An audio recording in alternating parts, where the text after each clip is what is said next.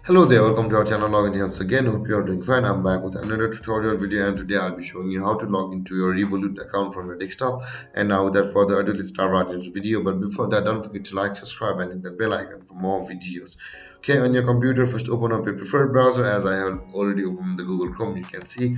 And on the search bar, click over there and type in revolut.com like this and hit enter.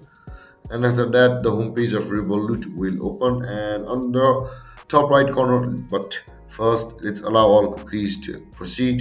And on the top right corner of your screen, you can see the login option over here. And if you have not yet signed up for the Revolut account, simply click on sign up and you'll be taken to the sign up page of Revolut. Now to log into your Revolut account, click on login, and after that, enter your mobile number over here, and next you will be required to enter your password and click on login to sign into your Revolut account. And there guys, login into your Revolut account is this easy. And if you have any confusions or questions regarding your topic, don't hesitate to comment in the comment section below, and don't forget to like, subscribe, and hit that bell icon for more videos. Thank you for watching guys. Peace.